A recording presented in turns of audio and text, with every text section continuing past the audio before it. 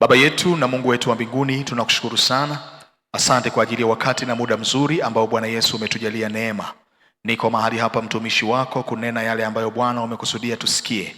Ifanye mioyo yetu kuwa udongo mzuri, mahali ambapo mbegu hii ya neno itakwenda kuota na kuleta matokeo.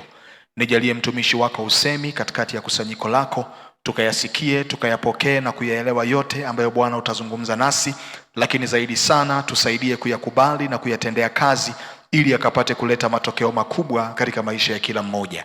Katika jina la Yesu Kristo wa Nazareti aliye hai tumeomba tukiamini. Amen. Tunaendelea na somo ambalo tumekuwa tunajifunza linaloitwa namna ya kuinuka na kuangaza. Namna ya kuinuka na kuangaza, ikiwa ni sehemu ya 10 katika mfululizo wa somo letu la kuinuka na kuangaza. Namna ya kuinuka na kuangaza, na andiko letu la msingi limekuwa ni kitabu kile cha Isaya sura ile ya 60 na mstari ule wa kwanza. Isaya sura ile ya 60 na mstari ule wa kwanza, Biblia inasema, ondoka uangaze kwa kuwa nuru yako imekuja na utukufu wa Bwana umekuzukia. Ondoka uangaze kwa kuwa nuru yako imekuja na utukufu wa Bwana umekuzukia.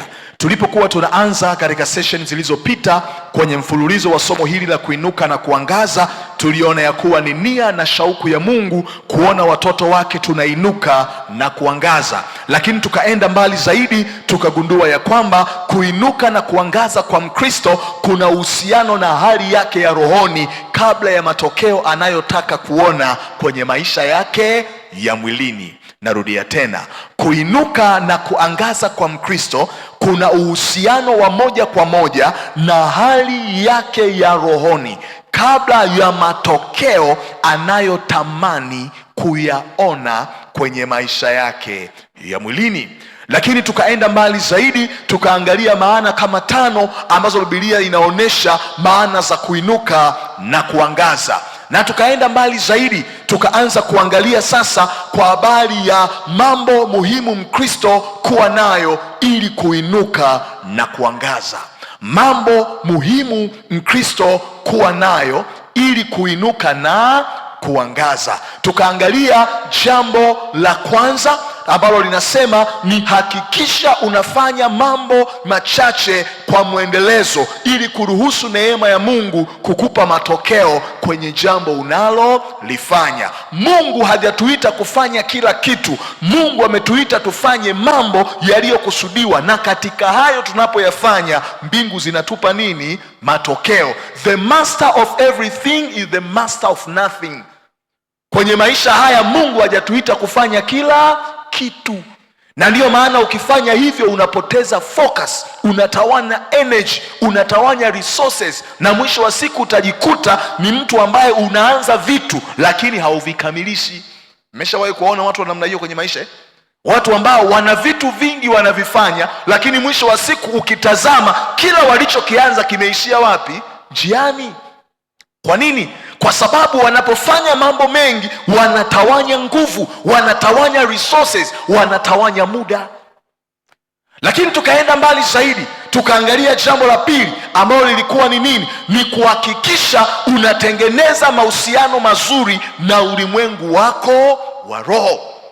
Ni kuhakikisha unatengeneza mahusiano mazuri na ulimwengu wako wa roho. Na tukagundua na kuona ya kwamba maisha katika ulimwengu wa mwili yanaamuliwa na maisha katika ulimwengu wa roho. Chochote ambacho umekikosa rohoni hauwezi ukakipata mwilini.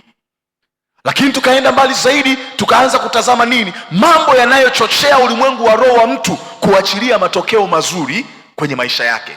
Hatukumaliza, tukaenda kwenye kanuni ya 3 ambayo inasema nini? Hakikisha unatambua na kutumia vizuri kila nafasi ambayo Mungu anakupa kwenye maisha yako.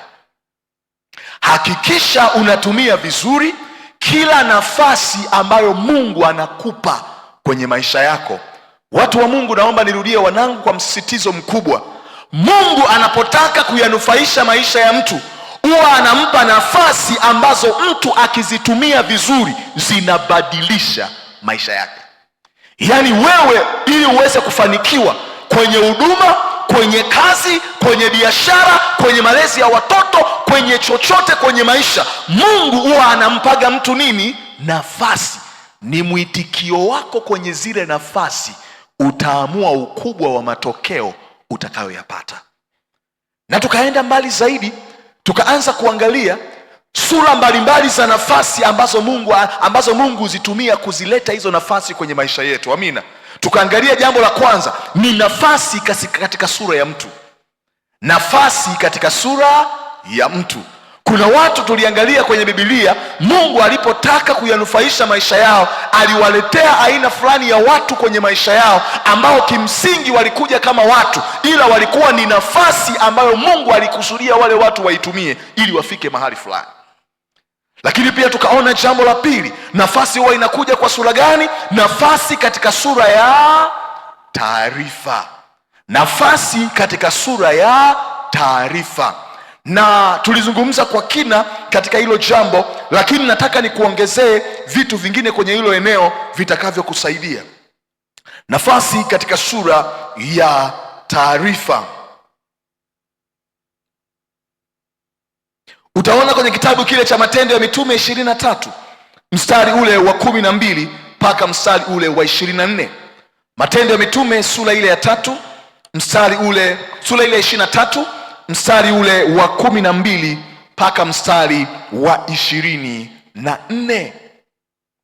Biblia inasema hivi: kulipopambauka, Wayahudi wakafanya mapatano, wakajifunga kwa kiapo kwamba hawatakula wala hawatakunywa hata wamuue Paulo. Na hao waliowapiana hivyo walipata zaidi ya watu 40. Nao wakaenda kwa wakuu wa makuhani na wazee, wakasema, tumejifunga kwa kiapo tusionje kitu hata tumuue Paulo. Tutulie kwanza. Biblia inasema hivi, wakati Paulo akiwa amefungwa gerezani, kuna jamaa 40 waliamua kufunga wasile chakula muda wa siku walizozitaja, ya kwamba hawatakula chakula mpaka wamemuua Paulo. Unaanza kuelewa eh? Hawa watu wamedhamiria ndani ya mioyo yao. Biblia inasema hivi, watu zaidi ya 40 wakasema, tumejifunga kwa kiapo tusionje kitu hata tumuue Paulo. Na wakati huo Paulo alikuwa yupo gerezani. Mstari wa 15. Basi sasa ninyi pamoja na wazee wa baraza, mwambieni jemedari amlete chini kwetu, kana kwamba mnataka kujua habari zake vizuri zaidi, na sisi tu tayari kumuua kabla hajakaribia. Wanaanza kupanga mipango namna gani watamuua Paulo. Wanamwambia yule jamaa, ongeeni na jemedari, ongeeni na mkuu wa jeshi na mkuu wa kikosi, mwambieni ya kwamba mnamuita Paulo ili tuje tuzungumze naye, tuje tumuhoji na kujua mengi kumuhusu. Na ni rahisi kuruhusiwa kwa sababu wanajua anaenda kusikilizwa mashtaka yake. Alafu wanasema, sisi tumedhamiria moyoni, wakati akiwa anatoka gerezani na kabla hajafika mahali pa hukumu yake, tutamuua hapa katikati ili hii kesi isiwe yenu, tutaibeba sisi. Unauona huo mpango eh? Kwa hiyo Paulo yuko gerezani, watu wanasubiri Paulo itoke barua au maelekezo ya kwamba anahitajika kwa mkuu, wakamsikilize kuhusu hukumu yake. Ni kama vile mfungwa anaandikwa kwamba anatoka magereza anapelekwa mahakamani. Wanasema kati ya magereza na hajafika mahakamani, sisi tumejipanga tutamuua njiani. Unauona huo mpango vizuri eh? Kumbuka tunaangalia nafasi katika sura ya nini? Ya taarifa. Mstari wa 16. Mjomba wake Paulo akasikia habari. Mwambie mwenzako, mjomba wake akasikia habari. Mwambie tena, mjomba akasikia habari. Anasema 16. Mjomba wake Paulo akasikia habari za kuotea kwao, akaenda akaingia ndani ya ngome, akampasha Paulo habari. Biblia inasema katika kuyaokoa maisha ya mtume Paulo akiwa gerezani na hii mauti iliyopangwa, Mungu alihakikisha ule ujumbe na zile mipango ya siri inamfikia mjomba wake na Paulo.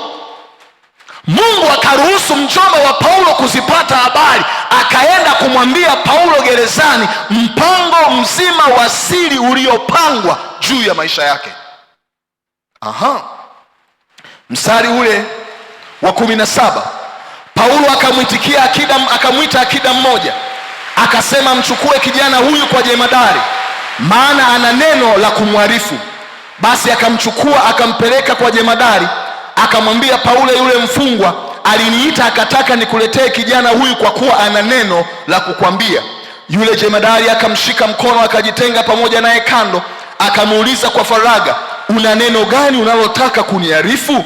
Akasema, Wayahudi wamepatana kukuomba umlete Paulo chini kesho, ukamweke mbele ya baraza, kana kwamba wanataka kupata habari zake kwa usahihi zaidi.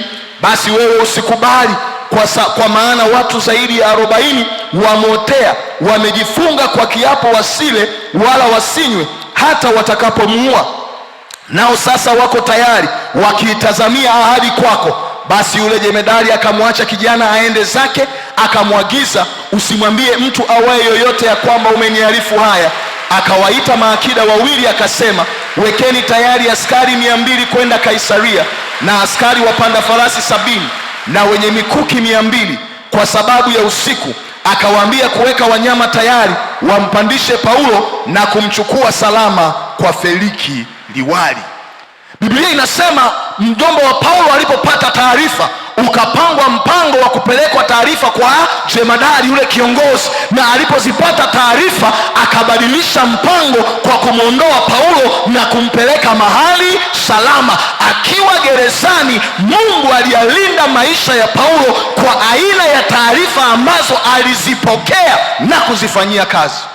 Mungu anapotaka kuokoa maisha ya mtu, anaweza akaleta nafasi ya wokovu na ushindi kwenye maisha yako kupitia taarifa. Kila taarifa unayoipata na inayahusu maisha yako, ni vizuri kuifanyia kazi, kwa sababu yaweza kuwa ni mlango wa Mungu wa wokovu na badiliko la kweli kwenye maisha yako.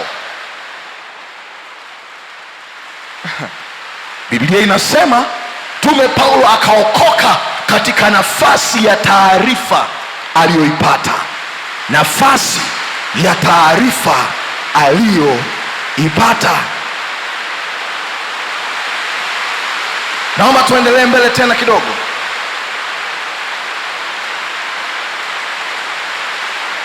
Ukisoma vizuri kwenye kitabu kile cha Esther, sura ile yote, utaona mipango aliyokuwa nayo Haman kwa ajili ya kuwaangamiza Wayahudi. Biblia inaeleza vizuri ya kwamba zile taarifa walipopanga kwa siri ili kuangamiza Wayahudi, nini kilitokea? Mungu akafungua mlango, Mordekai mjomba wa Esther akazipata habari. Kama ilivyokuwa kwa mjomba wa Paulo, ndivyo ilivyokuwa kwa mjomba wa Esther, Mordekai.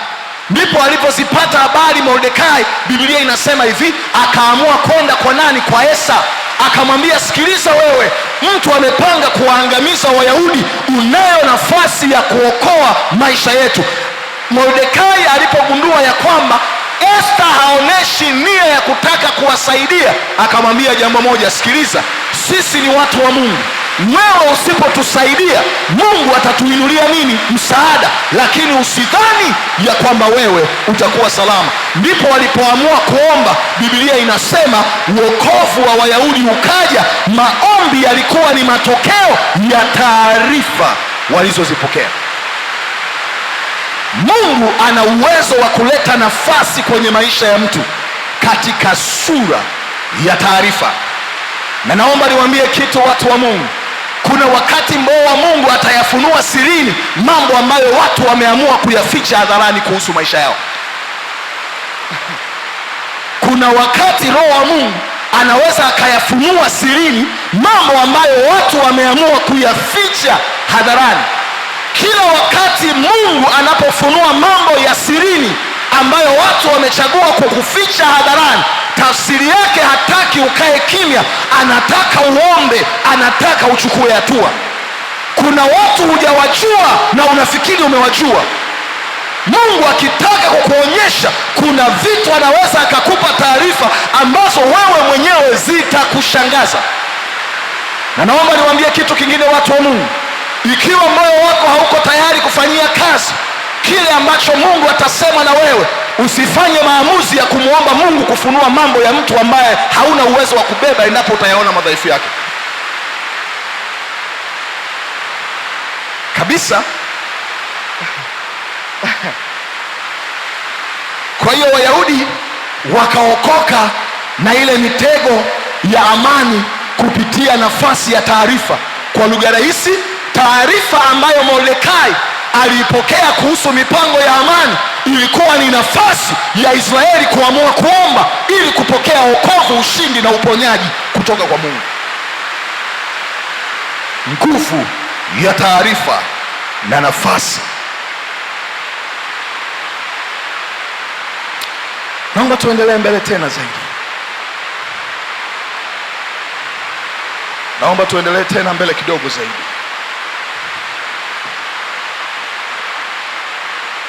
Tuliona tena ya kwamba Mungu anaweza akaleta nafasi katika sura ya muda. Nafasi katika sura ya muda na majira. Naomba nikwambie jambo hili litakalo kusaidia. Kinachowafanya watu kufanya vizuri kwenye maisha sio tu uwezo walionao, bali akili ya kutumia vizuri muda na majira ambayo Mungu anayaleta kwenye maisha yao. Kinachowafanya watu kuwa na matokeo makubwa kwenye maisha sio uwezo peke yake, sio akili na nguvu peke yake, bali ni akili na ufahamu wa kutumia vizuri nafasi katika muda na majira ambayo Mungu anawapa kwenye maisha yao. Kila muda ambao Mungu anakupa kuishi ndani yake, kila msimu ambao Mungu anakupa kuishi ndani yake, umebeba kusudi fulani ambalo ukilijua na kulifanya litakupa matokeo mazuri kwenye kesho yako. Na ndiyo maana ukiangalia vizuri kwenye Mambo ya Nyakati wa Kwanza 12 na mstari ule wa 32, Mambo ya Nyakati wa Kwanza 12 na mstari wa 32, Biblia inasema hivi: na wana wa Isakari, watu wenye akili za kujua nyakati, kuyajua ya wapasayo Israeli wayatende, vichwa vyao walikuwa watu 200 na ndugu zao wote walikuwa chini ya amri yao. Biblia inasema kwenye taifa la Israeli kulikuwa na watu 200, wana wa nani? Wa Isakari. Walikuwa na akili na ufahamu wa kimungu. Kwenye kila muda Israeli wanaopata, wanajua wanapaswa wafanye nini. Kumbe maisha sio ishu ya akili peke yake, sio ishu ya bidii peke yake, ni ishu ya nafasi na namna unavyotumia muda kwenye kila nafasi ambayo Mungu anakupa. Biblia inasema walikuwa na akili na ufahamu wa kujua nini cha kufanya. Niko hapo kwa ujasiri kukwambia hili: kila muda ambao Mungu anatupa kwenye maisha yetu umebeba nafasi ya kubadilisha hali zetu. Kila muda ambao Mungu anatupa kwenye maisha yetu umebeba nafasi ya kubadilisha hali zetu. Unapoishi katika mwaka mwingine ambao Mungu amekupa, unapopata miezi ya kuishi ndani yake, usiangalie muda kama muda, utazame muda kama nafasi ambayo Mungu amekupa kubadilisha maisha yako. Inawezekana kuna vitu ulikosea kwenye jana yako, inawezekana kuna maamuzi hayakukupa matokeo uliyoyatazamia kwenye leo yako, lakini ile kwamba uko hai ni nafasi nyingine ya kubadilisha maisha yako. Kila muda ambao Mungu anatupa, wanangu, kwenye maisha yetu umebeba nafasi ya kubadilisha hali zetu. Utaona Matendo ya Mitume 12 mstari wa kwanza mpaka wa 12, tuliugusia kidogo, nitarudia tena. Matendo ya Mitume sura ile ya 12 mstari ule wa kwanza mpaka mstari ule wa 12. Ukisoma vizuri kwenye hilo andiko, Biblia inaeleza kwa habari ya nani? Kwa habari ya Petro alipokuwa amefungwa gerezani. Biblia inasema Petro akaamua kulala, lakini mfalme akaamua kusogeza muda wa kuto kumuua Petro mpaka pale Pasaka itakapopita. Petro alikaa akisubiri kufa, Kanisa liliuona ule muda wa nyongeza kama nafasi ya kumkomboa Petro kutoka gerezani. Walipata muda unaofanana, lakini mwitikio wao ulitofautiana. Narudia tena, walipata muda unaofanana, ila mwitikio wao ulitofautiana. Kanisa liliona mfalme kuongeza muda wa kumtoa Petro na kumuua ni nafasi ya kuomba na kubadilisha matokeo. Alafu Petro mwenyewe gerezani amekaa amekubali ya kwamba Pasaka ikipita nitatolewa, nitakufa. Yaani huyu jamaa angekufa vibaya. Huyu ana bahati yake tu, kanisa lilijiongeza. Mwambie jirani yako, ana bahati yake, kanisa lilijiongeza.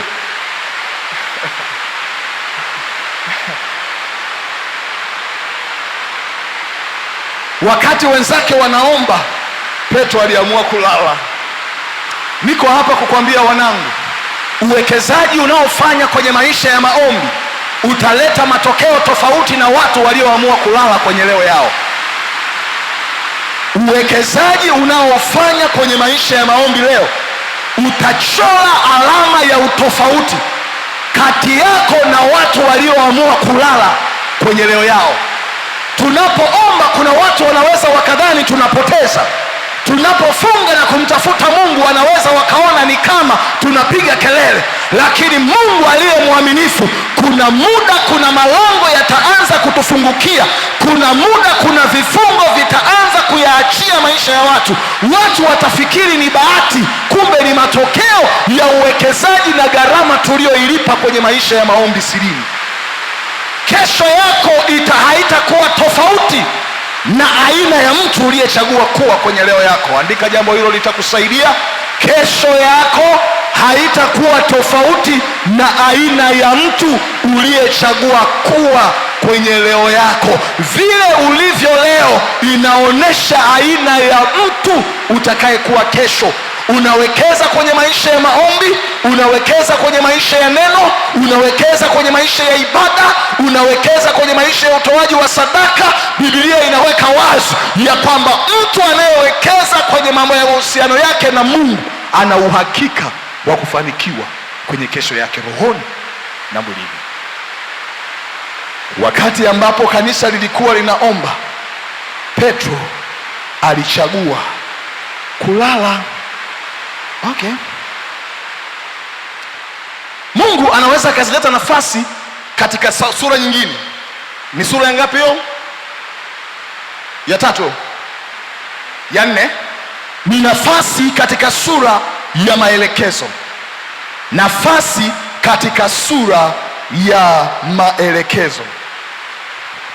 Nafasi katika sura ya maelekezo. Nafasi katika sura ya maelekezo.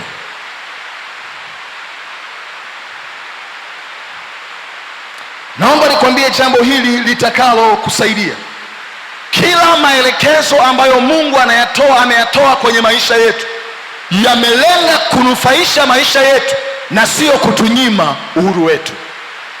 Maelekezo ambayo Mungu ametoa kwenye maisha yetu yamelenga kuyanufaisha maisha yetu na sio kutunyima uhuru wetu. Shetani katika vizazi vyote amekuwa akijitahidi kuwashawishi watu na kuwaonesha kana kwamba maelekezo ambayo Mungu ameyaweka kuhusu maisha yetu yamelenga kutunyima uhuru wetu, yamelenga kutunyima mema ambayo Mungu anaona tukiwa nayo tutayafurahia. Niko hapa kwa ujasiri kukwambia kama mchungaji wako, niko hapa kwa ujasiri kukwambia kama mtumishi wa Mungu katika kizazi chetu, kila maelekezo ambayo Mungu ameyatoa kwenye neno lake yamelenga kuyanufaisha maisha yetu na sio kutunyima uhuru wetu. Watu wasiomjua Mungu wanapoangalia maisha ya watu tuliookoka wanatuona ni kama kuishi katika neno ikunatunyima vitu vingi vizuri ambavyo wao wanavifurahia. Nimekuwa nawaambia hapa wanangu, na naomba nirudie tena, chochote kilichopatikana nje ya kanuni za neno la Mungu hakiwezi kukupa furaha ya kweli. Chochote kilichopatikana nje ya kanuni za neno la Mungu hakiwezi kukupa furaha ya kweli. Njia za dunia zinaweza kuonekana kuwa fupi ili kupata unayoyahitaji, lakini nipo hapa kukuambia ni bora iwe ndefu lakini salama. Mwambie mwenzako, ni bora iwe ndefu lakini salama. Mwambie tena, ni bora iwe ndefu lakini salama. Ngoja niwaambie kitu wanangu, ni bora usafiri muda mrefu kwenye njia iliyo sahihi kuliko kusafiri kwa muda mfupi katika njia yenye hatari itakayoathiri maisha yako. Kila maelekezo ambayo Mungu anakupa kwenye maisha yake yamelenga kukunufaisha na sio kukunyima uhuru wako. Ni bora iwe ndefu ikiwa ni ya Mungu, lakini ni salama. Nasikitika kusema kwamba vijana wengi wa Kikristo wameona na wameanza kushawishika kuchagua njia zinazoonekana kuwa fupi sawa na za ulimwengu ili kuyapata mambo ambayo wanafikiri wakienda kwenye njia ya Mungu watasafiri umbali mrefu.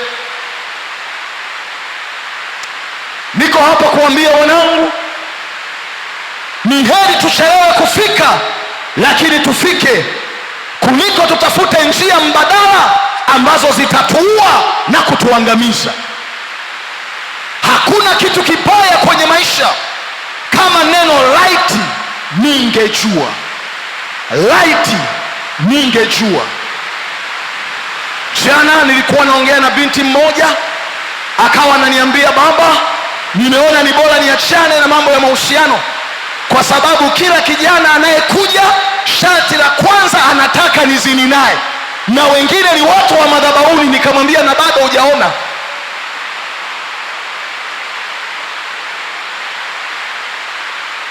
Nikamwambia hivi, umeamua nini? Akasema, nimeamua ni heri niachane na mahusiano. Nikamwambia, kwa sasa hata hayo maamuzi uliyoamua ni mazuri kuliko ungeamua udeti na yoyote. Kuna majitu makanisani ukiyaona unaweza ukadhani yameokoka, lakini ni mapagani kabisa kabisa. Iko hivi, ni heri iwe ndefu lakini salama.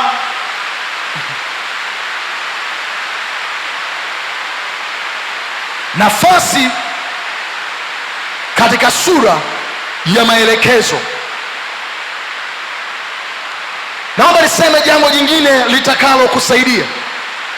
Utii wetu katika maelekezo ambayo Mungu ameweka kwenye neno lake ni kiashiria cha namna tunavyompenda Mungu ndani yetu. Utii wetu kwa maelekezo ambayo Mungu ameweka kwenye neno lake ni kiashiria cha namna tunavyompenda Mungu mioyoni mwetu.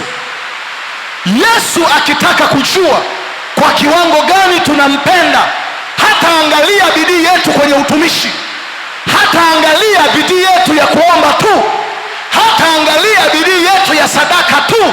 Moja ya kitu cha kwanza atakachoangalia ni kwa namna gani tumechagua kuishi katika viwango vya neno lake. Yohana 14:15 Biblia inasema nini? Yohana 14:15 Biblia inasema hivi, mkinipenda mtazishika amri zangu. Mkinipenda mtazishika amri zangu. Kina cha pendo letu kwa Mungu kinaonekana kwa namna tunavyolitii neno lake.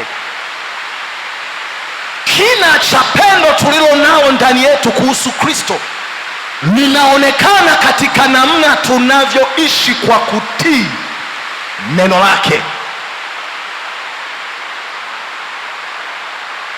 Na naomba nikuongezee jambo jingine litakalo kusaidia. Mkristo asiyetaka kuishi katika viwango vya neno la Mungu hupoteza msaada wa Mungu ambao huachiliwa tunapoliishi neno lake. Narudia tena, Mkristo asiyetaka kuishi katika viwango vya neno la Mungu, Mkristo asiyetaka kuishi katika viwango vya neno la Mungu hupoteza nafasi na msaada wa Mungu ambao huachiliwa tunapoliishi neno lake. Unapoamua kuishi kinyume na yale ambayo neno la Mungu linafundisha, unapoamua kuto kufanya yale ambayo neno limeagiza kufanya, mambo makubwa mawili huwa unapoteza. Unapoteza nafasi ambazo kuishi katika neno kungekupa. Unapoteza kuona msaada wa Mungu ambao Mungu huwa anauachilia kwa watu wanaoishi katika viwango vya neno lake. Kuinuka na kuangaza kwetu kuna uhusiano na namna ambavyo tumechagua sio tu kujifunza neno la Mungu, lakini namna gani tunaishi kama ambavyo neno linaelekeza. Niliwahi kuambia hapa wanangu, na naomba nirudie, makanisa yana Wakristo wa aina mbili tu kwenye eneo la neno, au tuseme aina tatu. Aina ya kwanza ni wale wanaoishi kama neno linavyoelekeza. Aina ya pili ni wale wasiotenda yale ambayo wameambiwa kutenda, na kundi la tatu ni wale wanaofanya yale ambayo wamekatazwa kufanya. Kuinuka na kuangaza kwetu kuna uhusiano na maelekezo ambayo Mungu ameyaweka kwenye neno lake. Angalia kitabu cha Mambo ya Walawi 26 mstari wa 3 mpaka wa 10. Tuanzie hapo kidogo. Mambo ya Walawi 26 mstari ule wa 3 mpaka mstari ule wa 10. Biblia inasema hivi. Mambo ya Walawi 26 mstari wa 3 mpaka wa 10. Kama mkienda katika amri zangu na kuyashika maagizo yangu na kuyafanya, ndipo nitazinyesha mvua zenu kwa nyakati zake, na nchi itazaa maongeo yake, na miti mashambani itazaa matunda yake. Tena kupura nafaka kwenu kutaendelea hata wakati wa kuvuna zabibu, na kuvuna zabibu kutaendelea hata wakati wa kupanda mbegu. Nanyi mtakula chakula chenu na kushiba, na kuketi katika nchi yenu salama. Nami nitawapa amani katika nchi, tena mtalala wala hapana atakayewatia hofu. Nami nitawakomesha wanyama wabaya katika nchi yenu, wala hautapita upanga katika nchi yenu. 7. Nanyi mtawafukuza adui zenu, nao wataanguka mbele zenu kwa upanga, na watu 5 kwenu watawafukuza watu 100, na watu 100 kwenu watawafukuza watu 10,000, na adui zenu wataanguka mbele yenu kwa upanga. Nami nitawaelekezea uso wangu na kuwapa uzazi mwingi wao na kuwaongeza, nami nitalithibitisha agano langu pamoja nanyi. 10. Nanyi mtakula akiba ya zamani mlioiweka siku nyingi, tena hayo ya zamani mtayatoa ili myaweke yaliyo mapya.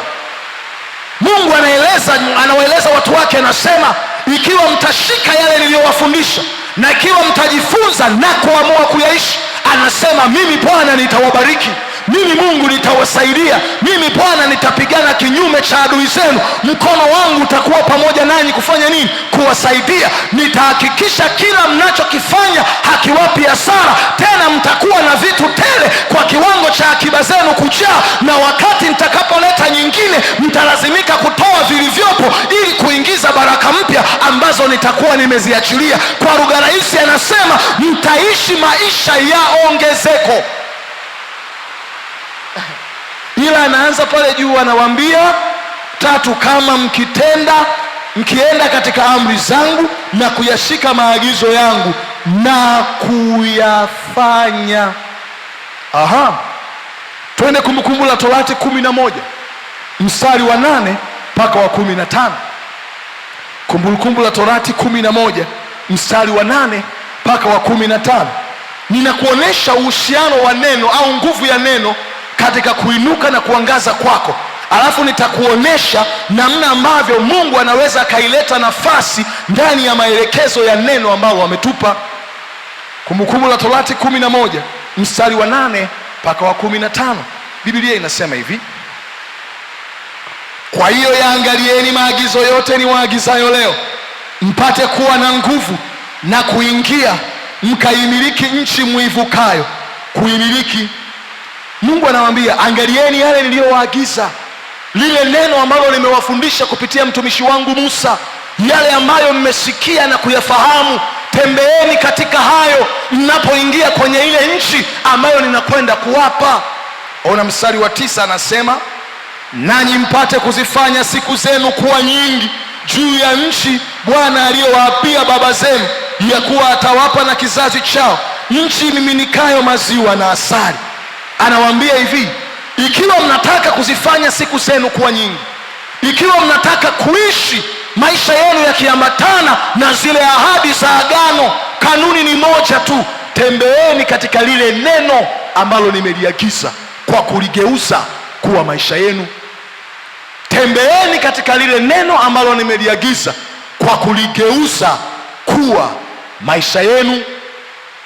Ukiendelea kusoma hapo vizuri, utaona mambo hayo yakielekeza vizuri. Naomba nikuongezee jambo jingine litakalo kusaidia. Mkristo asiyetaka kuliishi neno la Mungu hujinyima na kujiondoa kwenye nafasi ambazo Mungu ameandaa kwa ajili yake. Mkristo asiyetaka kuliishi neno la Mungu, Mkristo asiyetaka kuliishi neno la Mungu kwa maana ya kulijifunza na kulitenda, hujinyima na kujiondoa kwenye nafasi ambazo Mungu ameandaa kwa ajili yake. Nisikilize vizuri wanangu, kuna watu wanafikiri anayewazuia kwenye maisha yao katika maeneo mbalimbali ni shetani tu. Kuna wakati unashindana na wewe mwenyewe ukifikiri ya kwamba anayekuzuia ni shetani. Akili za wengi zinafikiri chochote ambacho mtu anafanya na hakimpi matokeo, chanzo ni nani? Ni shetani. Jifunze kujifanyia tathmini, kwa kiwango gani ninaliishi neno la Mungu? Kwa nini? Neno unapolipuuza linageuka kuwa adui yako na kizuizi chako kwenye safari ya maisha. Neno unapolipuuza linageuka kuwa adui yako na kizuizi chako kwenye safari ya maisha. Kwa hiyo kuna watu unakuta maombi wanakipiga sana, wanakemea sana, afu wanashangaa vitu havitokei. Kila wakati anafikiri ni shetani. Ni kweli ni vizuri kuomba wanangu, na hapa tunaomba sana, si ni kweli tunaomba na kulitia jina la Bwana sana, lakini kuna mambo lazima tujikague, lazima tujiangalie kwa kiwango gani tumechagua kuishi kama neno linavyoelekeza. Kwa nini kutolitii neno, kuishi kinyume na kile ambacho neno linasema, kunageuka kuwa kikwazo na kizuizi chetu? Anayekupinga sio adui, bali ni Mungu mwenyewe na kanuni zake ambazo umezipuuza. Yaani wewe ni Mtanzania halali kama unaishi katika sheria na taratibu zilizowekwa. Ukianza kuishi kinyume na sheria na taratibu za nchi, magereza inakuhusu. Ni taifa lako mwenyewe, ni nchi yako mwenyewe, lakini sheria zitakunyima uhuru, utafungwa ndani. Mnanielewa sasa Utaona ukweli huo kwenye Samueli wa kwanza 13 mstari wa 13 mpaka ule wa 14. Samueli wa kwanza 13 mstari wa 13 mpaka mstari ule wa 14. Biblia inasema, naye Samueli akamwambia Sauli, umefanya upumbavu, hukuishika amri ya Bwana. Mwambie mwenzako, alifanya upumbavu, hakuishika amri ya Bwana. Mungu wako aliyokuamuru, kwa maana Bwana angeliufanya ufalme wako kuwa imara juu ya Israeli milele. Lakini sasa ufalme wako hautadumu. Bwana amejitafutia mtu aupendezaye moyo wake, naye Bwana amemwamuru yeye kuwa mkuu juu ya watu wake, kwa sababu wewe ukulishika neno lile Bwana alilokuamuru. Ona hili jambo. Sauli ameaminiwa na Mungu kupewa nafasi ya kuwa mfalme wa Israeli. Mungu anampa maelekezo. Sauli anaenda anafanya katika namna ambayo yeye alidhani kuwa ni vema. Nisikilize, usijifanye una hekima kuliko Mungu. Usijifanye umeokoka kuliko Biblia. Ifundishe nafsi yako kuishi kama ambavyo Mungu anaelekeza. Chochote ambacho Mungu amekuelekeza kifanye kama alivyosema. Kifanye kama alivyosema. Kifanye kama alivyosema. Hamjawahi kuona kuna Wakristo kwenye eneo la sadaka wanajifanya wana hekima kuliko Mungu? Anaamua kwenda kutoa sadaka ya fungu la 10 kusaidia yatima na wajane. Hamjawaona hao wenye akili ndogo? Hamjawaona? Biblia haielekezi hivyo kwa habari ya sadaka ya fungu la 10. Biblia haisemi hivyo. Hamjawaona watu ambaye mtu anapata kazi, badala ya kumpa Mungu limbuko mshahara wake wa kwanza, anasema nitapeleka kanisani sadaka ya shukrani? Ujinga. Mungu hajasema hivyo kwenye neno lake. Mshahara wa kwanza ni limbuko, ni mali ya Mungu, sio ishu ya sadaka ya shukrani. Kwenye kweli tubaki pale.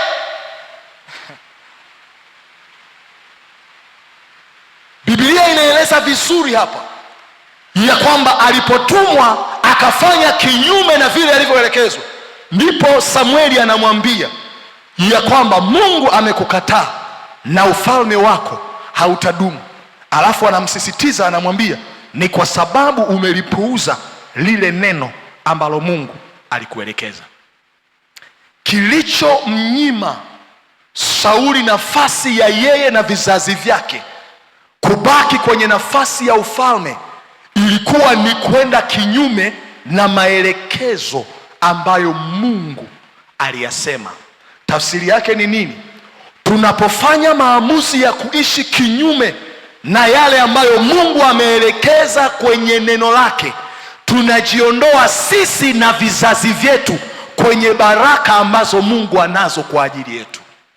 Naomba hilo jambo unakumbuka, ili ukijizima data uwe unakumbuka ya kwamba ninapoamua kuishi tofauti na maelekezo ya neno la Mungu, ninapoamua kuishi tofauti na maelekezo ya neno la Mungu, ninajiondoa kwenye nafasi na baraka ambazo Mungu ameandaa kwa ajili yangu na vizazi vyangu. Maamuzi ya Sauli yalimuondoa kwenye ufalme yeye pamoja na vizazi vyake.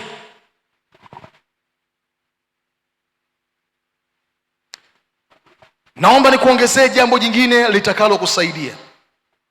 Kutii neno la Mungu ni muhimu, hata kama maelekezo yaliyotolewa hayaoneshi viashiria vya uwezekano wa kufanyika kwa jambo ambalo Mungu amesema. Kutii maelekezo ya neno la Mungu ni muhimu, hata kama maelekezo yaliyotolewa hayaoneshi viashiria vya uwezekano wa kufanyika kwa yale ambayo Mungu amesema. Kutii maelekezo ya neno la Mungu ni muhimu, hata kama maelekezo yaliyotolewa hayaoneshi viashiria ama vya uwezekano wa kile ambacho Mungu amesema kufanyika. Nimekuwa nawaambia hapa wanangu, na naomba nirudie tena kwa msisitizo, jambo hili liwakae. Mungu huwa hazungumzi nasi katika kiwango cha ubinadamu wetu. Mungu kwenye neno lake huwa anazungumza katika viwango vya uungu wake.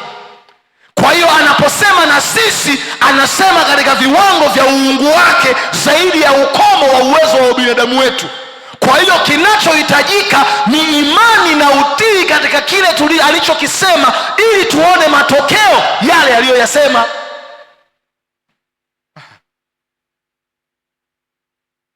Okay. Nataka nikaanze kukuonesha sasa mifano ya watu mbalimbali ambao Mungu alizileta nafasi kwenye maisha yao katika mfumo au sura ya maelekezo. Mifano ya watu mbalimbali ambao Mungu alileta nafasi ya kuinuka na kuangaza kwao katika sura au mfumo wa maelekezo. Namba 1 ni mfano wa mwanamke mjane kwenye Wafalme wa Pili 8 mstari wa 1 mpaka wa 3.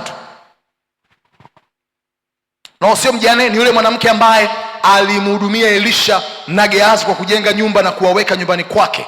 Wafalme wa Pili 8 mstari wa 1 mpaka wa 3. Biblia inasema hivi: basi Elisha alikuwa amemwambia yule mwanamke, ambaye alimfufulia mwanawe akasema, ondoka ukaende wewe na jamaa yako ukae hali ya kigeni utakakoweza kukaa, kwa sababu Bwana ameiita njaa, nayo itakuja juu ya nchi hii muda wa miaka 7. Akaondoka yule mwanamke akafanya kama alivyosema mtu wa Mungu, akaenda yeye na jamaa yake akakaa katika nchi ya Wafilisti miaka 7. Ikawa miaka 7 ilipoisha, yule mwanamke akarudi kutoka nchi ya Wafilisti, akatokea amlilie mfalme kwa ajili ya nyumba yake na shamba lake. Biblia inaeleza habari ya yule mwanamke ambaye alikuwa amemkaribisha Elisha na Gehazi nyumbani kwake. Mwanamke huyu alipata muujiza wa mtoto, lakini maisha yakiwa yanaendelea, ikafika muda kuna njaa ambayo ilikuwa inakuja, na inakuja muda wa miaka mingapi? 7. Biblia inasema Elisha akapokea maelekezo kutoka kwa Mungu na akayafikisha kwa yule mwanamke, akamwambia, ondoka katika nchi hii, kuna miaka 7 ya njaa inakuja. Baada ya hiyo miaka ndipo urudi kwenye nchi yako. Mwanamke huyu miaka 7 ya njaa ilipoisha, ndipo akarudi kwenye nchi yake. Mungu aliyaokoa maisha yake kwa taarifa ambayo aliileta juu ya hatari iliyokuwa inakuja mbele yake. Naanza kuona sasa ile taarifa ilikuwa ni nafasi ya kuokoa uhai wake. Taarifa ya huyu mwanamke ilikuwa ni nafasi ya kuokoa nini? Uhai wake. Hilo ni jambo la msingi sana kukumbuka. Maana yake inawezekana ile njaa ilipokuja iliua baadhi ya watu kwenye nchi. Inawezekana ile njaa ilipokuja, watu walipokuwa na mifugo na project nyingine kubwa ambazo zilihitaji mvua, walipata hasara, lakini Mungu akampa nafasi ya wokovu na uzima kwa kuleta taarifa iliyomsaidia kujua nini cha kufanya kabla bado shida haijatokea. Nafasi katika sura ya taarifa. Tuangalie tena Wafalme wa Pili 5, tumwangalie bwana Naamani huyu. Wafalme wa Pili sura ile ya 5 mstari wa 9 mpaka ule wa 14. Wafalme wa Pili sura ile ya 5 mstari ule wa 9 mpaka wa 14. Biblia inasema, basi Naamani akaja na farasi wake na magari yake, akasimama mlangoni pa nyumba ya Elisha. Naye Elisha akampelekea mjumbe akisema, enenda ukaoge katika mto Yordani mara 7, na nyama ya mwili wako itakurudia, nawe utakuwa safi. Tutulie hapo. Naamani alikuwa ni jemedari wa jeshi la Shamu, na kwa yeye Mungu alilipa jeshi la Shamu ushindi, lakini alikuwa na tatizo moja la nini? La ukoma. Lile jambo liliutesa na kuhuzunisha moyo wake. Alipopokea taarifa ya kwamba mtu wa Mungu Elisha anaweza kumponya, Biblia inasema ujumbe wa mfalme wa Shamu ukatumwa na Naamani akaenda. Anapofika, Elisha anampa maelekezo, anamwambia enenda katika mto Yordani ukaoge mara 7 na nyama ya mwili wako itarudi, utapona. Tafsiri yake ni nini? Elisha anamwambia maelekezo ninayokupa ni nafasi ambayo ukiitumia italeta uzima na uponyaji ambao utashindikana kwa namna nyingine zozote zile. Ugonjwa ule ulikuwa uponi, lakini amepewa maelekezo kama nafasi ya uponyaji wa changamoto yake. Anapewa maelekezo ambayo ni nafasi. Yeye ndo alikuwa anaamua anaitumia ile nafasi kwa kufanya kama Elisha alivyosema au anaipoteza. Tuendelee tena mbele kidogo. Lakini Naamani 11 akakasirika. Mwambie mwenzako akakasirika. Unajua hili jamaa hili bwana, kwa sababu lilikuwa likula majeshi huko, basi hata limeenda kwa mtumishi wa Mungu linataka lititiwe vile vile tu. 11. Lakini Naamani akakasirika. Ndio wale watu ambao akiwa na kanafasi huko nje, akija na kanisani anataka watu wamtreat vile vile. Wewe ukiingia nyumbani mwa Mungu, wewe ni mwana wa Mungu. Humu ndani ukiingia, haijalishi nafasi yako, ukifika hapa tulia kama washirika wengine, tutakufundisha neno, tutakuongoza, na panapohitaji kukemewa nitakukemea vile vile, na hauna cha kunifanya. Nisikilize waniambie wanangu, kadiri Mungu anavyokuinua na kukusaidia, ni vizuri sana kuufundisha moyo wako unyenyekevu. Usipojifunza kunyenyekea kwa watu ambao Mungu amewapa neema kukulea na kukusaidia, utakosa nafasi ya kusaidiwa na unaweza ukaingia kwenye hatari ambazo zingeepukika mchana kweupe. Na bahati mbaya kuhusu mafanikio ni hivi, mafanikio yana utaratibu ya kuinua kiburi na kufunga milango ya ushauri. Mafanikio kwa watu wengi yana tabia ya kuinua kiburi na kufunga milango ya ushauri. 11 anasema, lakini Naamani akakasirika, akaondoka akasema, tazama nalidhania bila shaka atatoka kwangu na kusimama na kuomba kwa jina la Bwana Mungu wake na kupitisha mkono wake mahali penye ugonjwa na kuniponya mimi mwenye ukoma. Limekwenda kwa Mungu, lina namna yake ambayo linataka Mungu afanye. Kama ambavyo waombaji wengi wa mnaomba mkiwa tayari mna namna yenu mnayotaka Mungu afanye. Niko hapa kukwambia kuna wakati Mungu atafanya kwenye namna unayoitaka, lakini kuna wakati anaweza akaja na maelekezo tofauti, lakini bado haimuondoi kuwa Mungu. Anabaki kuwa Mungu mwaminifu na mwenye uwezo katika yale aliyoyasema na kuyaahidi. Usimfunge Mungu kwenye namna yako. Na hili jamaa nilihisi Elisha amelizarau, kwa sababu ni kama Elisha hakutoka, ila alimtuma Gehazi apeleke taarifa. Kwa hiyo linawezekana moyoni liliwaza, yani huyu mtu hata kuniona hajataka. Wakati inawezekana kwenye jeshi lake, kwa nafasi alionayo, alikuwa ni mtu ambaye akipita mahali watu wanainama, akipita mahali watu wanaogopa. Niliwahi kumwambia rafiki yangu mmoja mchungaji, nikamwambia hivi, sisi kama watumishi wa Mungu, haijalishi Mungu atatupa kulea watu wenye nafasi, wenye vyeo, wenye elimu ama wenye chochote kwenye maisha, tusishushe viwango vyetu. Ni lazima watu wajue ya kwamba sisi ni sauti ya Mungu kwenye maisha yao. Tubaki hapo. Tubaki hapo. Kwa nini? Mchungaji wako nikianza kuwanyenyekea watu kwa sababu ya fedha, kwa sababu ya nafasi, kwa sababu ya vyeo, unajua nini kitatokea? Namba moja, nitaanza kutengeneza makundi kanisani. Kuna marafiki wa mchungaji wenye uwezo na wenye fedha, na kuna watu ambao hata wakimtaka mchungaji hawezi akaongea nao. Naanza kunielewa sasa eh? Jambo la pili, nitaanza kuwa ninashindwa kuwaonya na kuwakemea wanapokosea. Kwa hiyo nitakuwa nimekaa na wapagani wastaarabu kanisani ambao wanakufa kiroho wakiwa kwenye mikono yangu. Kwa jina la Yesu haitakuwa fungu langu. Nitaendelea kunyooka hivi. Ukiona ninakushinda, pita hivi. Ila siwezi kushusha standard za Mungu kwa ajili ya kuaccommodate watu kanisani. Hapana. Mwambie mwenzako hapana.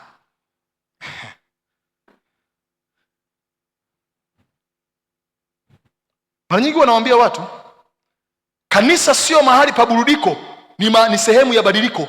Mwambie jirani yako, kanisa sio mahali pa burudiko, ni sehemu ya badiliko. Unajua ukiwa unaingia hapa, alafu maisha yako ya rohoni na mahusiano yako na Mungu hayabadiliki, utaenda alafu baadaye utaona hakuna maana pale. Kwa nini? Unahitaji total transformation ndani yako, na sio kuburudishwa. Sio kuburudishwa kwa namna yoyote. Naaman, Biblia inaeleza hapo vizuri ya kwamba akakasirika kwa sababu Elisha hakutoka kumuona na hakufanya kwenye namna aliyoitarajia. Mstari wa 13, watumishi wake wakamkaribia wakamwambia wakasema, baba yangu, kama yule nabii angelikwambia kutenda jambo kubwa usingalitenda? Je, si zaidi basi akikwambia jioshe uwe safi? Ndipo akashuka akajichovya mara 7 katika Yordani, sawa na neno lake yule mtu wa Mungu. Mwambie jirani yako, sawa na neno la mtu wa Mungu.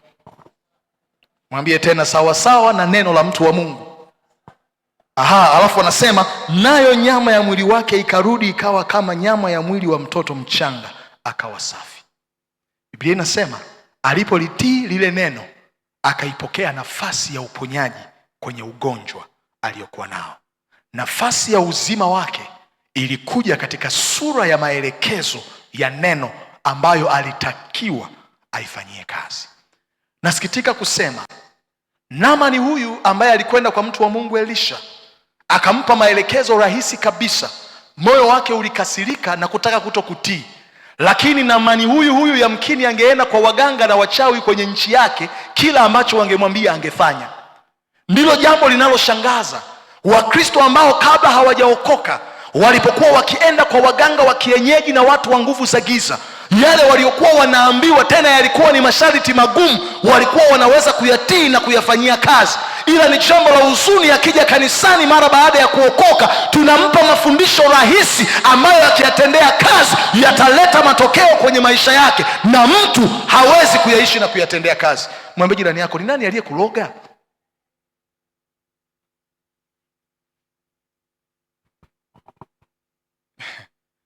Anaweza akaamini ya kwamba dawa niliyopewa na daktari nikinywa nitapona, lakini hawezi akaamini ya kwamba kwa kupigwa kwake sisi tumepona. Muulize jirani yako, nani aliyetuloga? Ni huzuni.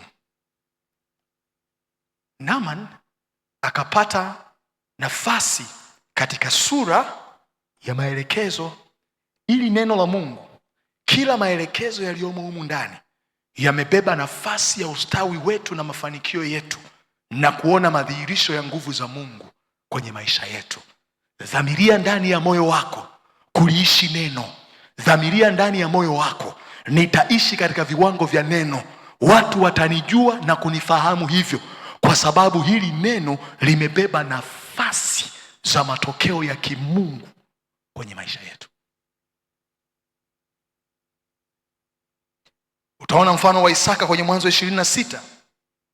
Mwanzo 26 mstari wa 1 mpaka wa 6 na mstari wa 12 mpaka wa 15. Mwanzo sura ile ya 6 mstari wa 1 mpaka wa 6 na mstari wa 12 mpaka mstari ule wa 15. Biblia inasema hivi: ikawa njaa katika nchi hiyo, mbali na njaa ile ya kwanza iliyokuwa siku za Ibrahimu. Isaka akamwendea Abimeleki mfalme wa Filisti huko Gerari. Bwana akamtokea, mstari wa 2, akasema, usishuke kwenda Misri, kaa katika nchi nitakayokuambia. Kaa ugenini katika nchi hiyo, nami nitakuwa pamoja nawe na kukubariki, maana nitakupa wewe na uzao wako nchi hizi zote. Nami nitakifanya imara kiapo nilichomwapia Ibrahimu baba yako, nitazidisha uzao wako kama nyota za mbinguni, nami nitawapa uzao wako nchi hizi zote, na katika uzao wako mataifa yote ya dunia watajibarikia. 5, kwa sababu Ibrahimu alisikia sauti yangu, akayahifadhi maagizo yangu na amri zangu, ona, na hukumu zangu na sheria zangu. Isaka, mstari wa 6, akakaa katika Gerari. Tutulia hapa. Imefika wakati ambapo kwenye nchi anayokaa Isaka kuna njaa, kuna ukame. Biblia inasema Isaka akawa anataka kuondoka, akawa anataka kwenda Misri.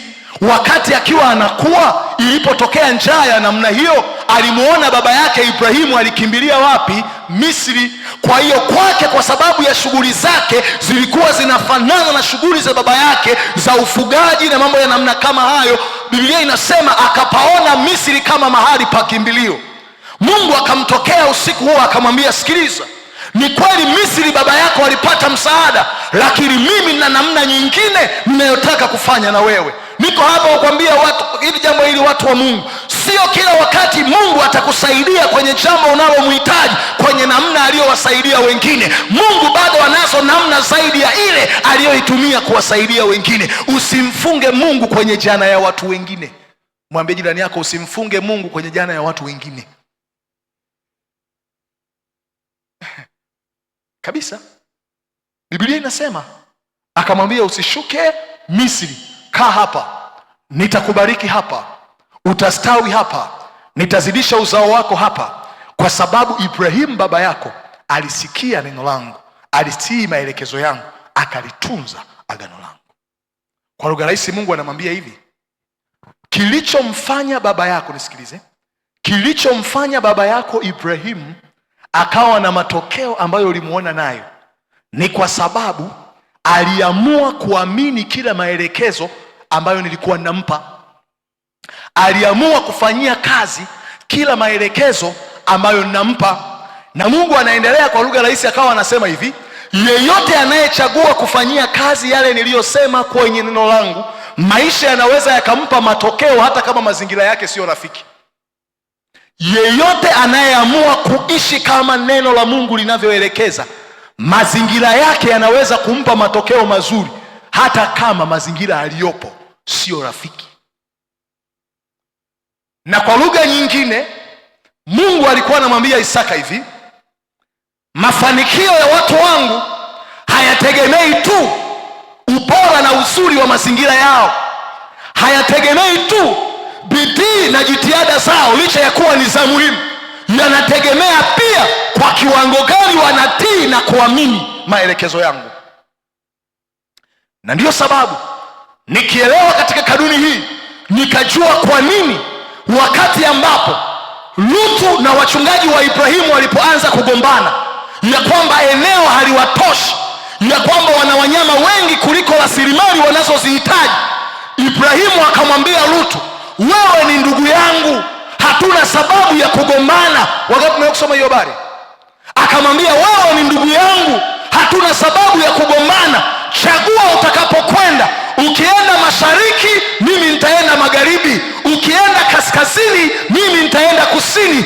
Ibrahimu alijua, kwa kuwa ninaliishi neno, kwa kuwa ninaye Mungu, mazingira hayawezi kunizuia. Hata akienda mahali pasipo na maji, Mungu atatengeneza maji. Hata nikienda mahali pasipo na chakula, Mungu atafungua mlango wa mimi kula. Kabisa kabisa. Biblia inasema Lutu asivyo na akili likaangalia, likajifikiria kibinafsi, likaangalia Sodoma na Gomora kule, likaona kuna miti, kuna maji, pamenona, pamekaa vizuri na wanyama wake watafaa. Biblia inasema akachagua kwenda kule. Ibrahimu akamwambia, nenda, hamna shida, mimi nitaelekea huku panapoonekana kuna ukame, lakini Bwana wa ukame ndio Mungu wa masika. Nikienda tu ataachilia mvua, itanyesha na sitakufa. Alafu akujua ya kwamba kule palipoonekana kuwa bora ndiko mahali ambapo palikuwa pana hatari ya kifo, maana Mungu alikuwa amepaandikia mauti Sodoma na Gomora. Na ndiyo maana niko hapa kuambia wanangu, njia rahisi ya kufa mapema na kuishi maisha yenye huzuni ni kufanya maamuzi kwa kutumia macho. Andika hilo jambo, litakusaidia unakumbuka. Njia rahisi ya kufa mapema na kuishi maisha ya huzuni ni kufanya maamuzi kwa kutumia macho. Ukiwa ni mtu ambaye unatumia macho kuamua, utakosea vitu vingi sana kwenye maisha. Utakosea vitu vingi sana kwenye maisha.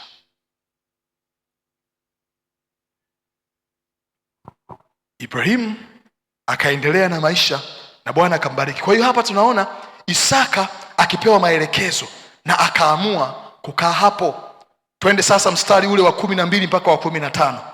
Huyu jamaa akaamua kukaa Gerari, akaamua asiondoke.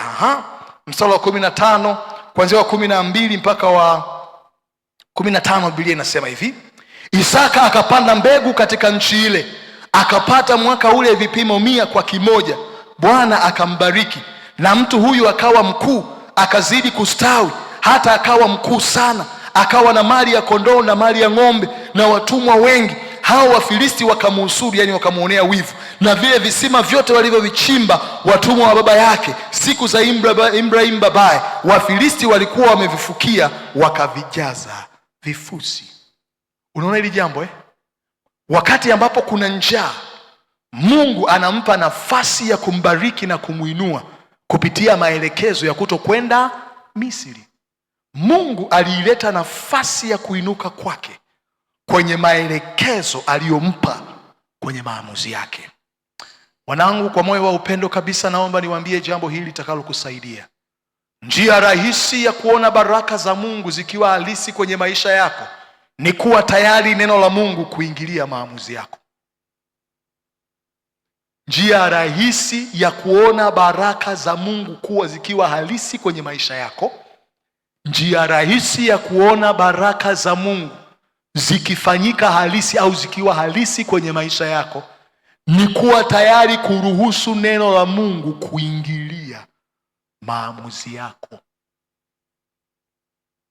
Tuna vitu tunaweza tukaviamua Lakini kama Mungu akija kwenye neno lake au roho wake kwa namna tofauti na ile tunayoitamani na kuitaka, ni vizuri kuwa tayari kufanya kama Mungu anavyosema, kwa sababu inawezekana hayo maelekezo unayopewa ni nafasi ya Mungu kufanya jambo kwenye maisha yako.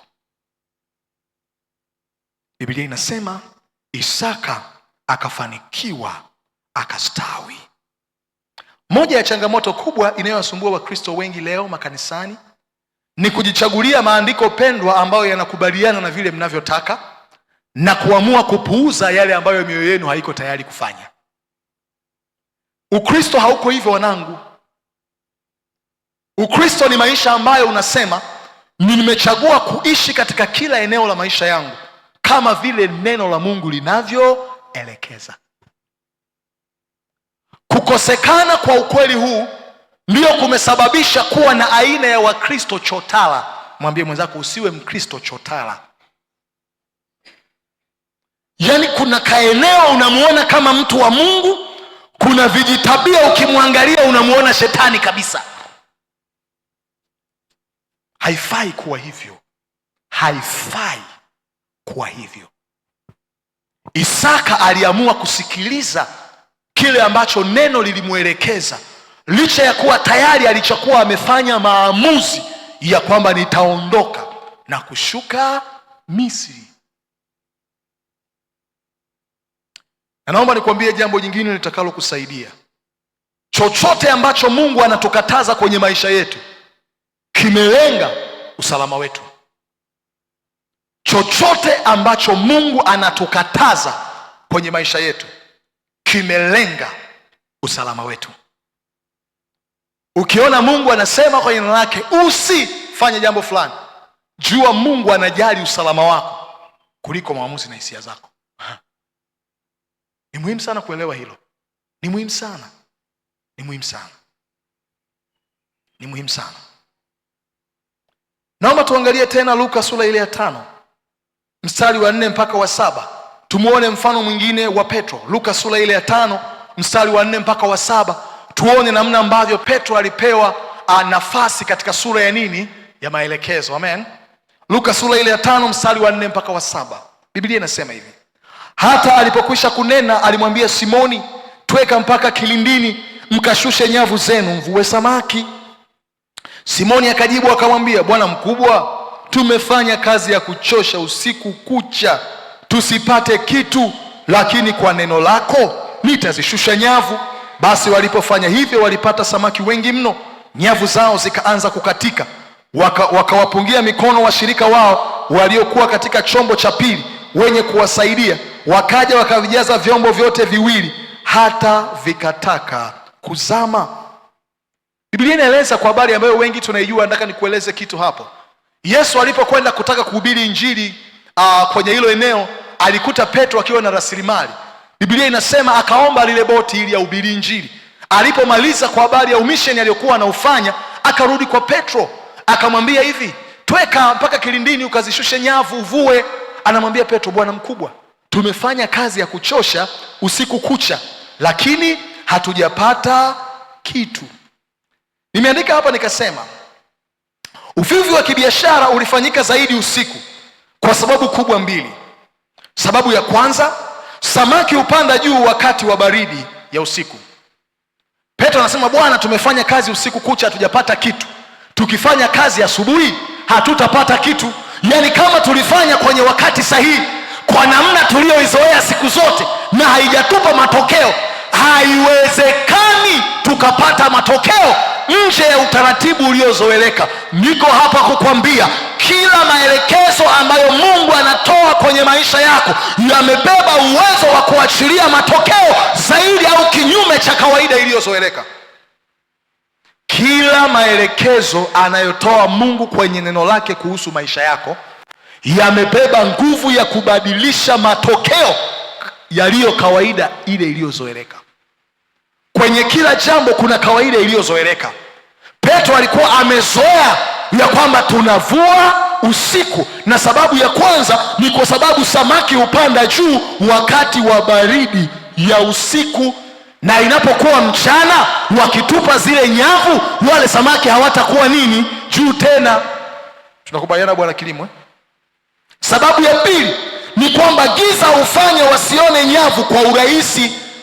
Wanavua usiku. Kwa nini? Kwa sababu giza huwa linafanya wasione nyavu kwa urahisi. Maana yake wakivua asubuhi au wakivua mchana, kwa sababu wale samaki wanakuwa chini, wanapotupa zile nyavu ni rahisi wale samaki kufanya nini? Kuziona. Kwa hiyo kanuni za uvuvi zinajulikana, na wanajua kabisa kwamba tukivua usiku samaki huwa wanakuwa juu, tukitupa nyavu hawazioni kirahisi. Tukifanya mchana samaki wanakuwa chini, lakini pia tutakaporusha nyavu wataziona. Kwa hiyo Petro anasema tumekubali ya kwamba usiku tumefanya kazi ya kuchosha, hatujapata kitu. Na kwa lugha rahisi Petro alikuwa anasema hivi, hatuna riziki ya siku, maana usiku wetu haukuwa na matokeo yoyote. Ila nikampenda, akaenda mbele zaidi akasema, ijapokuwa kanuni zinakataa, lakini kwa neno lako tutazishusha nyavu. Kanuni zinakataa, ila kwa neno lako tutazishusha nyavu. Kwa lugha rahisi Petro alikuwa anasema hivi, ni kweli kanuni zinakataa, lakini wewe ndiye uliyeumba bahari, na wewe ndiye uliyewekea maji mipaka yake, na wewe ndiye uliyowaweka samaki ndani yake. Kwa neno lako ukiwaamuru tutawapata. Kwa neno lako tukiwaamuru tutawapata. Niliwaambia Jumapili na naomba nirudie, maombi ama imani imebeba uwezo wa kubadilisha matarajio hasi yanayotarajiwa na wengi kwenye maisha ya mtu.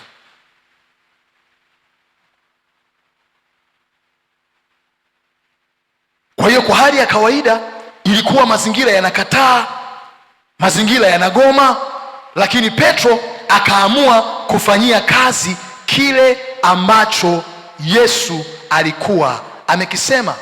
Na ukiendelea hapo mbele zaidi, Biblia inasema nini? Inasema walipoamua kuvua wakapata samaki wengi.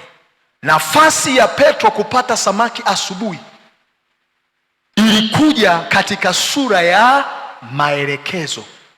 Lilikuwa ni neno ambalo Petro alikuwa na maamuzi ya kuamua kulifanya au kuamua kulikataa na kulipuuza. Kila wakati unaposoma neno, kila wakati unaponisikia nikifundisha, maelekezo ambayo Mungu anayaachilia kwenye maisha yako ni nafasi ambayo Mungu ameileta kwako, ambapo ukiifanyia kazi kuna eneo la maisha yako litapokea badiliko. Naomba nikwambie jambo hili litakusaidia. Mkristo asiyefanyia kazi maelekezo ya neno la Mungu ataishi katika hali ya kudumaa siku zote za maisha yake. Mkristo asiyefanyia kazi maelekezo ya neno la Mungu ataishi maisha ya kudumaa siku zote za maisha yake. Atateswa na hali ya stagnation. Anajikuta ameokoka miaka inaenda na miaka inarudi, yupo kanisani, wanakuja wageni, wanaokoka, maisha yanabadilika, lakini ya kwake yako vile vile. Ukichunguza na kufuatilia utagundua kwenye makanisa kuna watu wamekaa kwenye wokovu kwa miaka mingi, lakini maisha yao hayabadiliki, na kuna watu wameokoka muda sio mrefu, lakini the way wanavyoliishi neno na kulifanyia kazi, wanauona mkono wa Mungu na maisha yao yakipokea badiliko. Nafasi ya badiliko la kweli kwenye maisha ya mtu linategemea utayari wa mtu kutii maelekezo ambayo Mungu anayaachilia kwenye maisha yetu. Naomba tusimame.